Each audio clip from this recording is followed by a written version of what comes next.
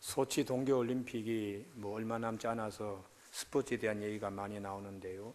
나라마다 금메달을 땄을 때에 그 국가도 올리고 국기도 올라가고 그러잖아요.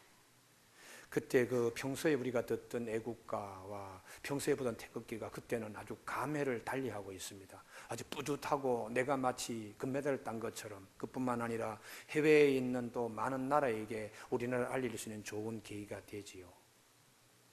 그런데 한 나라는 금메달을 따도 국기는 올라가는데 국가가 한동안 없었던 나라가 있습니다. 작은 나라도 아닙니다. 한 대륙을 이루고 있는 호주는 한동안 국가가 없었습니다.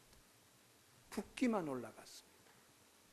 그래서 총독이, 다른 나라는 다 국기 올라갈 때 국가도 같이 연주되는데 우리는 영연방에서 분리해서 국가가 없어도 되겠는가? 국민투표를 했는데 하나는 왈싱 말티다라고 하는 그 곡과, 또 하나는 호주인들이여 앞으로 당당하게 나갑시다, 어드밴스 오스트레일리아 페어라고 하는 두 곡을 국민투표에 붙였어요. 근데 국민들이 뒤쪽을 택했습니다. 뒤쪽의 가사는 호주인들이여 우리는 지금 젊고 그리고 자유롭다, 우리의 땅은 황금으로 그리고 비옥한 토지를 가지고 있다, 비록 역사는 짧지만 독립되어서 우리나라의 앞으로 미래는 크다, 이런 진취적인 이쪽에 표를 많이 던져서 지금은 어드밴스 오스트레일리아 페어라는 곡이 국기 개양과 함께 국가의 애국가로 연주되고 있습니다. 총독 한 사람의 제안에 의해서 이게 아닌데 국기는 올라가는데 국가가 없어도 되겠는가 하는 것이 바뀌어져 버렸죠. 여러분, 우리 삶 가운데도 새해가 되었는데, 시간은 지금 이렇게 새해라고 펄럭거리며 외치는데 내 안에서 들려지는 것은 이러면 안 되는데, 이건 아닌데. 1월 1일이 지나고 지금 셋째 주요, 주연절 후 두 번째 주일인데도 아직까지 그런 질문을 던질 수가 있습니다. 아니, 이때까지 살아온 게 이런 식으로 살아서는 안 되는데, 새해가 왔다 그러는데 조금 새로운 게 뭐가 없나, 영적으로 궁금해가지고 지금 그렇게 사는 분들도 들어있을 수 있어요. 오늘 성경은 우리에게 이렇게 말씀합니다. 그런즉 누구든지 그리스도 안에 있으면 새로운 피조물이라, 이전 것은 지나갔으니 보라 새 것이 되었도다. 참, 우리 미나리를 씹으면 씹을수록 단맛이 나듯이 이 말씀을 우리가 곰곰이 다시 되새김질을 하면 얼마나 우리의 영적인 질문에 아주 분명하고 밝고 굵게 대답해 주는 하나님의 말씀입니다. 그리스도 안에 있으면 새 것이 되는 은혜가 있다는 것이죠. 우리가 설교를 많이 들어서 예화를 탁 던지면 저거 몇 년 전에 들었던 예화인데, 여러분 스스로 그렇게 생각하는 경우가 많아서 목회자가 예화 쓰기가 보통 쉽지 않아요. 그러나 한번 써먹었던 다시 써야 되겠어요. 이서부와 여러분 잘 아실 거예요. 그 중에 하나가 백조와 오리 얘기입니다. 오리 농장에서 오리알과 백조알을 함께 부화를 시켰어요. 그래서 같이 부화된 오리 새끼들과 백조 새끼가 같이 컸는데 숙성하는 속도와 크기가 다르지요. 그러다 보니까 자기들하고 동일체가 아닌 백조가 꼬다난 보리짝처럼 양들 속에 있는 나귀와 같이, 낙타와 같이 어정쩡하게 이 백조가 있어요. 그러니까 놀림의 대상이요 미움의 대상이 된 이 백조인데, 어느 날 그 오리 농장 가까운 데서 천혜의 좋은 호수가 있었습니다. 그런데 그 호수에 백조들이 날아가서 그 호수 위를 거닐고 또 펄럭펄럭 하면서 날갯짓을 하더니 푸른 창공을 향하여 쭉 날다가 다시 내려가서 또 무리를 거느는 거예요. 이러기를 여러 번 하니까 오리 농장 속에 있던 이 백조가 생긴 것은 나와 비슷한데 참 높은 하늘을 날기도 나는구나. 나도 저 백조처럼 한번 날 수 있으면 얼마나 좋을까. 그러다가 날개짓을 자기도 모르게 펄럭펄럭 하면서 하니까 이게 오리우리에서 날아가는 것이 아닙니까? 사랑하는 교우 여러분, 우리가 살아가는데 내 존재에 대한 분명한 인식이 대단히 소중합니다. 내가 어떤 존재인가를 알지 못할 때는 오리 속에 있는 백조요. 그러나 내가 나의 나된 것을, 내 존재에 대한 인식을 할 때에 백조가 백조 무리와 함께 하늘 위를 날아갈 수 있는 것입니다. 그런 정 누구든지 그리스도 안에 있으면 새로운 피조물이라, 이전 것은 지나갔으니 보라 새 것이 되었도다. 이 말씀 앞에 우리 존재가 예수 그리스도 안에서 얼마나 소중한 존재인가를 성경은 일러주고 있습니다. 신약 성경 마가복음 4장에 예수님께서 제자들과 함께 해질무렵에 배를 타고 밤바다를 저기 갈릴리 바다 저편을 향하여 가고 있는데 갑자기 큰 바람이 불더니 갈릴리 바다에 풍랑이 예수님이 타고 간 그 제자들과 함께 타고 간 작은 배에 한 몇 번 촉촉촉 치니까 물결이 배에 들어와서 성경에는 배에 잠기게 되었더라, 이렇게 말씀하고 있어요. 뭐 한두 번 손으로 이렇게 물을 퍼낼 정도가 아니라 너무 갑자기 당하는 일이라서 손쓸 겨를도 없어요. 벌써 보니까 배에 물이 거의 들어와서 뭐 그냥 어떻게 할 수가 없어요. 그때 제자들이 외친 탄성이 있습니다.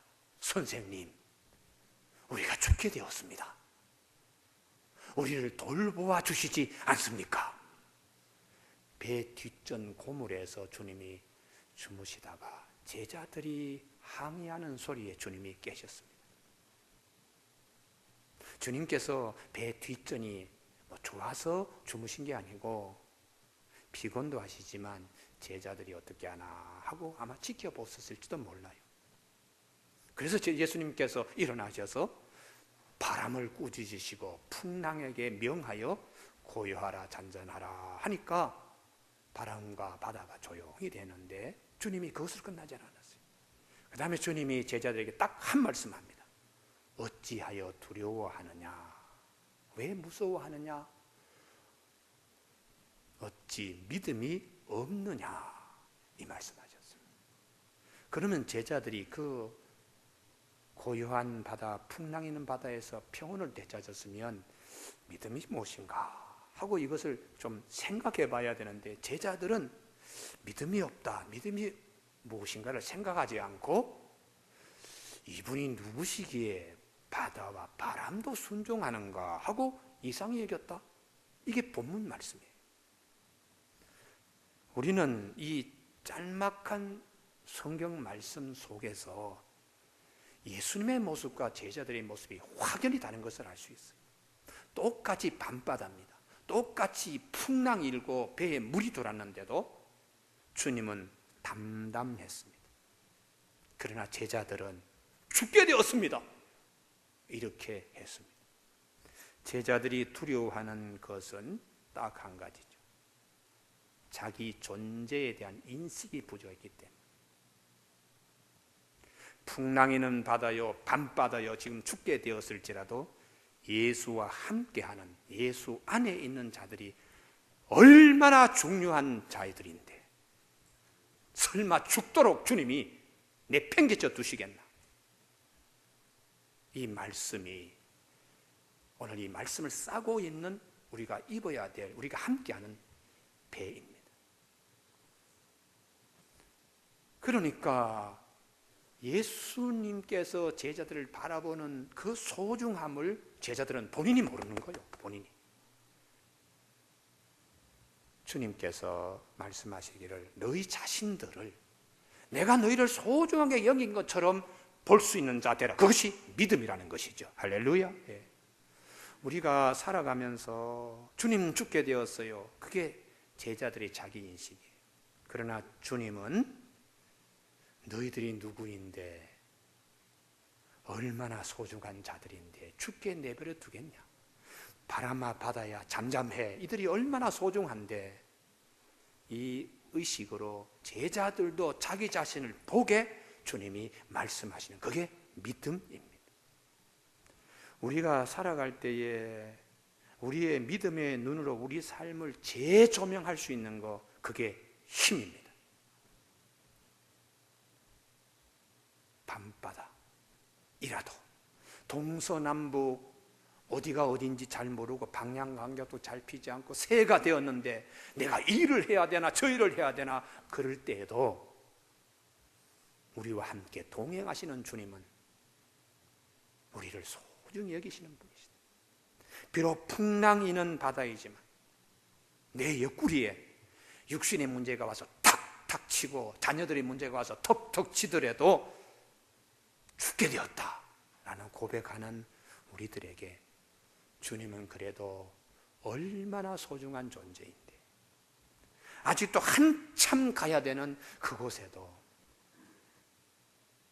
주님께서 우리와 함께 동행하시는 주님이세요. 그래서 오늘 본문 말씀에 그리스도 안에서는 새로운 피조물이요 이전 것은 지나갔으니 보라 새 것이 되었습니다 라고 선포하는 것입니다. 그러면 우리가 어떻게 새 것으로 달라질 수 있는가 하는 것인데요, 우리의 인도자가 예수님이기 때문에, 인도자가 달라지기 때문에 우리가 달라지는 거예요. 우리 예수님의 제자들을 그 출신들로 분류하면 갈릴리 어부들이 태반이죠. 그리고 또 세무공무원 세리 마태, 당시에 그 사람 취급도 하지 않았습니다. 동족의 피를 빨아가지고 파는 사람들이라 그래서 회당에 아예 얼씬도 하지 못하게 한 것이 세리들이고, 세리가 회당에다가 기부금을 내는 거 창기와 개 같은 자의 돈이라 그래서 받지도 않았어요. 그런데 그런 세리 마태를 예수님이 제자로 삼으시고 갈릴리 어부, 별 볼 일 없는 사람을 예수님의 제자 삼아서 지금 2000년 동안에 어느 임금보다, 어느 대통령보다, 어느 재벌 고관보다, 어느 학자보다 더 위대한 이름의 반열로 세워지게 된 것은 예수님이 그들의 인도자이기 때문입니다. 내 인생이 정말 소중한 것으로 달라지는 프레임, 틀이 있다면 그것은 예수 안에서만 가능합니다.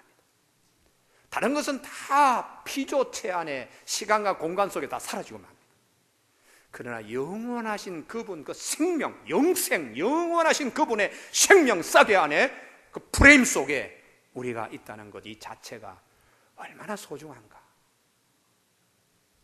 구약 성경에 예수님의 모형 그림자로 초대 왕 사울이지요. 그 사울이 사울 될 수 있는 것은 사무엘을 만났기 때문입니다. 집에 소중한 암낙이 몇 마리가 집에 쑥 빠졌을 때에 그 낙이 찾으러, 암낙이 찾으러 나갔다가 사무엘을 만나서 이스라엘 임금으로 기름 부어서 새 삶이 열어졌어요. 우리는 우리 살면서 재산 잃어버렸다가 그게 계기가 되어서 나의 영원하신 인도자 주님을 만나는 분들을 우리가 볼 수 있어요. 또 무슨 자녀의 문제나 여러 가지 문제로 사실 그 문제를 해결하려고 막 그러다가 예수님을 만나서 정말 좋은 삶을 사는 분들을 많이 볼 수 있어요. 얼마 전에 우리 한국의 매스컴이 주목했던 정문술 집사님, 이름은 잘 기억하지 못할 수도 있어요. 그러나 그 사건 스토리는 다 알고 있죠. 자기 재산 500억을 카이스트에 기증하신 카이스트 이사장. 그분이 원래는 우리 국가 권력기관의 고위층이었습니다. 그런데 퇴직하고 난 다음에 사업을 하다가 망했습니다. 권력기관에 있을 때는 전화 한 통이면 다 통하죠.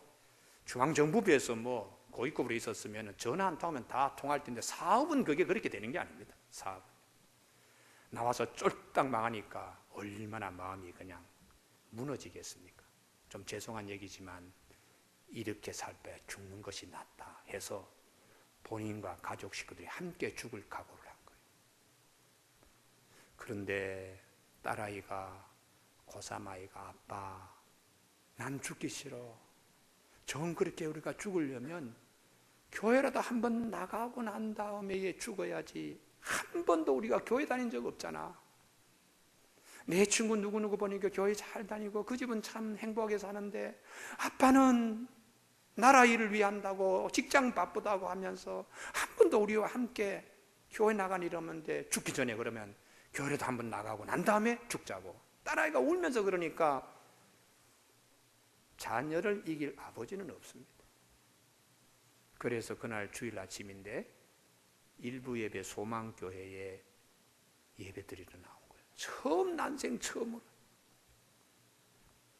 근데 예배 드리면서 얼마나 지난 날이 후회스럽고 아픈지. 내가 이렇게 죽을 수 없다. 예수 안에서 다시 새 삶을 살아야지 하고 주먹을 불끈 쥐고 일어난 겁니다. 그래서 사업을 다시 시작한 거예요. 그래서 자기의 주식이 이게 우리나라 코스닥에 상장되면서 막 거부가 되었지요. 그래서 자기 주식의 상당 부분이라 그래요. 거의 90%로 제가 알고 있는데요. 회사 직원들에게 다 나눠주고 말았어요. 이 회사는 여러분의 것입니다. 그리고 자기가 가지는 주식으로 가지고 다시 또 증자해서 그 중에 270억인가요? 지난번에 기증하고 이번에 남은 220억 기증해서 한 500억 기증자로 그분은 살았다. 이게 최근에 우리가 듣는 뉴스잖아요. 예수 그리스도 안에서 새것이 되는 힘이 있습니다. 나의 인도자, 나의 전부이시고 내 삶의 멘토가 되시는 우리 주님. 우리 주님은 생명으로 우리를 영원한 생명으로 우리의 멘토가 되세요. 우리의 인도자가 되십니다. 이 지구상에 누구를 손을 꼽더라도 10손가락 다 꼽고 다시 펴서 다시 꼽더라도 영원한 생명의 인도자는 오직 한 분밖에 없습니다. 예수님을 나의 인도자로 삼으면 삶의 목표와 방향이 달라집니다. 이전 것은 지나가고 새 것이 되는. 그래서 성경에 보면 예수님 만나기 전과 만난 다음에 사람이 완전히 목표가 달라진 경우 많이 소개되고 있죠. 그 대표적인 경우가 여리고 성의 난장이고 세무서장이었던 삭개오 얘기예요. 예수 만나기 전에는 그는 재물 모으고 살면 다 만사에 오케이, 뭐 더 이상 만족이 없을 것이다 이렇게 생각하고 했는데 아닙니다. 마음에 공허함이 찾아왔습니다. 이 갈증을 뭐로 메울 수 있나? 그건 영적인 갈증이에요. 여러분, 사람은 영과 혼과 육 세 가지로 되어 있는데 물적인 것 가지고 영적인 걸 만족시킬 수가 없어요. 그러니까 그 유명한 뭐 배우, 그 유명한 재벌, 그 유명한 뭐 사회 저명 인사가 왜 그렇게 엉뚱한 짓을 하는가? 그 답을 모르고 지금 이게 저것을 채울 수 있는 것으로 착각하는 거예요. 영적인 것은 영적인 것으로만 해결됩니다. 그런데 이 삭개오가 아주 그냥 말할 수 없이 무언가 한 게 허전해서 예수님 지나가신다는 얘기를 듣고서는 갑자기 예수님을 보고 싶은 마음이 생겼어요. 그래서 그 키 작은 사람이 그냥 돌이 굴러가듯이 막 그냥 가서 뽕나무 위에 올라갔습니다. 여러분 한번 영적으로 상상해 보면 얼마나 우스꽝스러운 그런 광경입니까? 그 동네 세무서장이고 한 키 작은 분이 뽕나무 위에 올라가서 주님을 보겠다고 매달려 있으니까요. 그것은 삭개오가 다 가졌더라도 허전한 것이 있습니다 하는 소리를 깃발처럼 그 뽕나무에서 지금 깃발처럼 나부끼고 있는 우리에게 말하고 있는 거예요. 예수님께서 이 삭개오를 만나가지고 그 집에 들어간 삭개오가 예수님이 자기 집에 왔을 때 같이 마주 앉아 있지 않습니다. 성경에 보면 서서, 주님은 앉아 계시고 삭개오는 종처럼 서서, 주여 보시옵소서, 내 소유 절반을 가난한 자에게 주겠사오며 만일 누구의 것을 속여 빼앗은 일이 있으면 내 갑절이나 갚겠습니다. 이게 삶의 목표와 방향이 완전히 달라진 것입니다. 이제까지는 그냥 모으는 것 중심, 내 가지고 있는 중심, 소유 중심의 삶이었어요. 이게 절대 가치인 줄 알았는데 그렇게 하다 보니까 그래도 궁금한 게 있고 뭔가 하여튼 뻥 뚫힌 것이 있고 만족하지 어려운 부분이 있었는데 예수님 만나니까 확 그냥 눈이 바뀐 거예요. 야, 이거 뭐 재산 이거 절반 이렇게 나눠주더라도 대신 기쁨이 샘솟는 거예요. 이게 삶의 방향이 목표가 틀렸기 때문입니다. 여러분, 이게 삭개오가 이전에 갖지 못한 주님을 기쁘시게 하는 삶이 무엇인가, 하나님을 기쁘시게 하는 삶이 무엇인가, 이걸 비로소 알게 되었다는 것이죠. 새해가 되었습니다. 2014년이라고 깃발은 벌럭이는데 내 안에서 계속해서 이렇게 살면 안 되는데 라는 또 다른 내면의 소리가 국가처럼 들리지 않습니까? 주님이 우리에게 먼저 그 나라와 그 의를 구하라. 그 말씀 앞에 무엇을 먹을까, 무엇을 마실까, 무엇을 입을까, 그것은 이방인들도 다 걱정하는 거야. 예수님을 따르는 제자들은 먼저 우선순위입니다. 그 나라와 그 의를 구하라. 하나님이 기뻐하시는 것을 1순위로 삼아야 된다. 주님이 그 다음 말씀입니다. 그런즉 먼저 그 나라와 그 의를 구하라. 그리하면 이 모든 것을 너에게 더하시리라. 무엇을 먹고 무엇을 마실까, 무엇을 입을까, 이게 불필요하다는 얘기가 아니라 그것도 필요하지. 그런데 1순위가 하나님 기쁘시게 하는 삶이 삶의 목표가 되어야 된다. 그렇게 하지 우리의 삶이 허전하지 않고 공허하지 않고 가지고 있어도 텅 비지 않는 삶을 산다는 것이.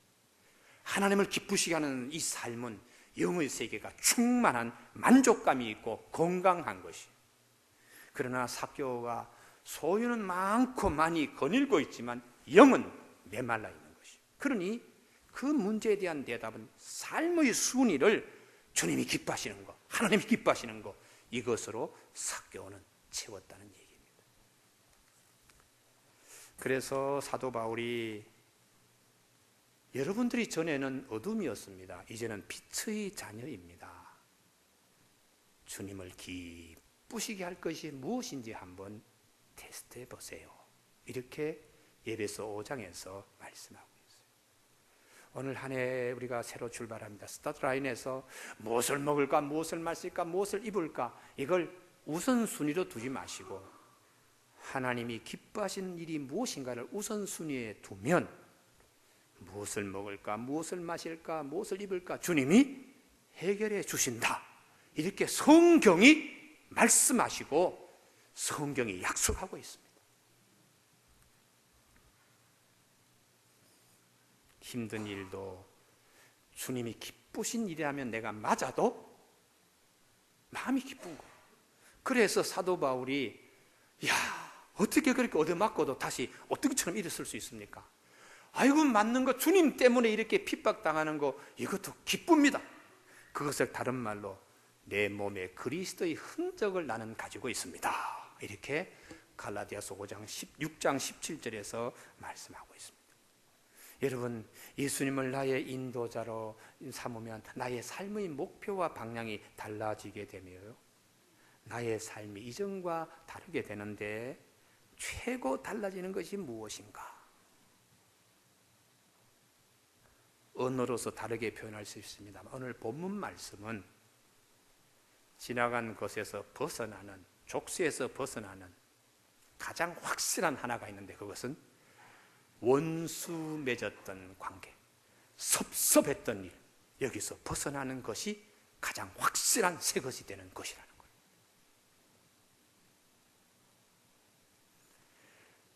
그 믿음 좋은 다윗도 이 족쇄에서 벗어나지 못했습니다. 마지막 죽을 때 솔로몬에게 유언을 한 거 보면 요압 장군 그냥 죽게 하지 마.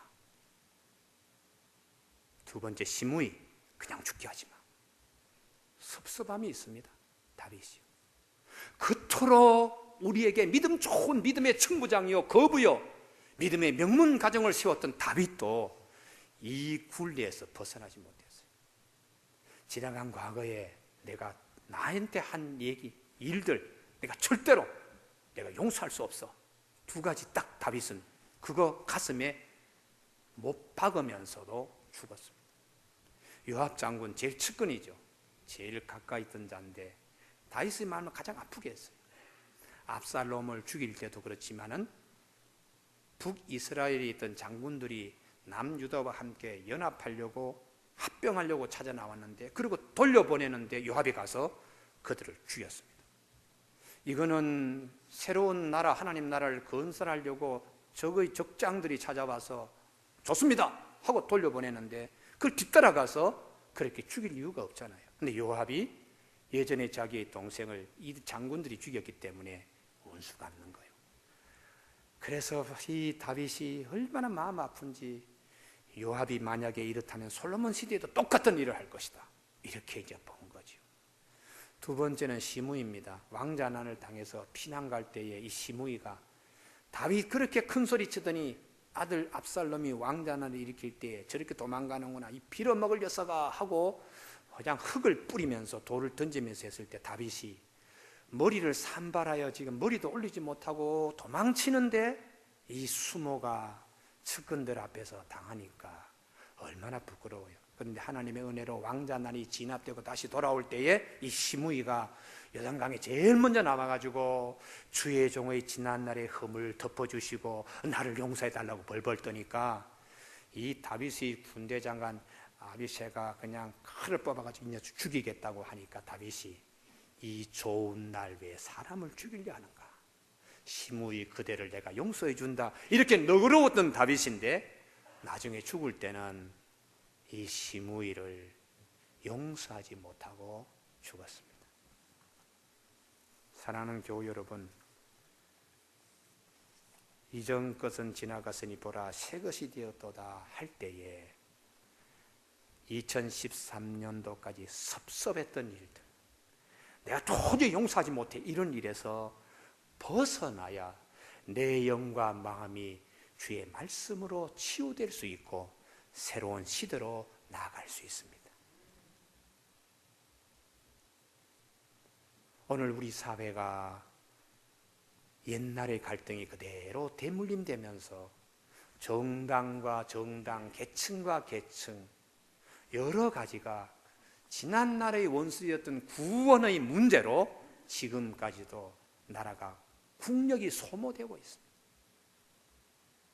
작게는 내 안에서 똑같은 일이 일어난다면 영적인 에너지가 많이 소모되는 것이죠.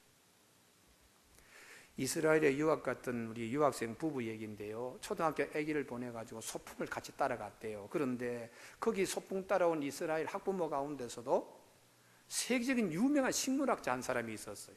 그런데 그 아이가 풀을 뜯어가지고 선생님 이 풀의 이름이 뭐예요? 하고 물었더니 초등학교 담임 선생님이 글쎄 잘 모르겠는데, 그러자 이 아이가 세계적으로 유명한 자기 아빠한테 가서 아빠 이게 어떤 식물이야? 그랬더니 그 유명하신 분이 나도 잘 모르겠는데. 그래서 우리 한국 유학생 부부가 식물학자한테 물었답니다. 박사님 세계적으로 유명한 식물학자인데 이 풀을 정말 모르십니까? 했더니 귀에다가 살짝 대고 하는 말이 알지요. 알아도 내가 이 시간에 그 풀이 무엇이다 라고 얘기하면 우리 아이가 우리 아빠는 세계적으로 유명한 학자인데 우리 선생님은 이것도 몰라 이렇게 생각하면 우리 아이가 앞으로 이 선생님에게 무엇을 배우겠습니까? 그래서 나도 모른다고 했습니다. 그러나 내일 이 아이를 보낼 때 제가 선생님께 편지를 하나 쓰겠습니다. 이 식물의 특성은 무엇이고 이 식물의 이름은 무엇이고 이렇게 설명을 써서 우리 아이에게 내일 가르쳐 주도록 편지를 하나 써서 보내겠습니다. 그렇게 말하고 난 다음에 얘야 이리 와. 선생님이 오늘 바빠서 너에게 자세한 설명하기가 힘들어서 모른다 그래서 그러나 내일 가면 선생님이 아주 친절하게 너에게 가르쳐 줄 거야. 알았지? 그렇게 일을 마무리 짓더래요. 이게 지혜라는 것입니다. 여러분 지혜가 무엇입니까? 세워져 가게 하는 힘입니다. 오늘 새해가 되었습니다. 그리고 벌써 19일이 되었습니다. 새 것이 되는 은혜 가운데 발목 잡고 있는 것에서 내가 벗어나 내 자신을 세워지게 하는 지혜. 오늘 그래서 주님이 화목케 하는 직책을 주셨다.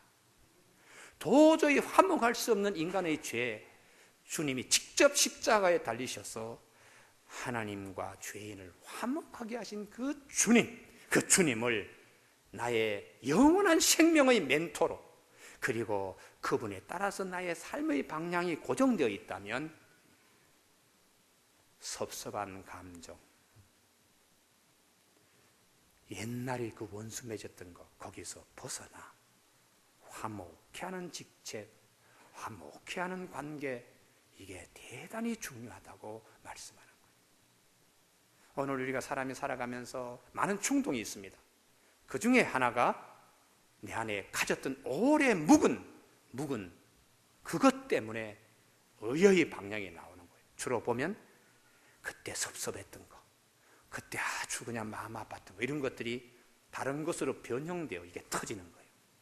그래서 국가나 개인이나 오늘 2014년도에 국민적인 질병 고치는 데 있어서 우리가 이 화목케 하는 주님의 말씀으로 치유되는 새나라, 우리 아름다운 동산 교우들 다 되시길 주님의 이름으로 축원합니다.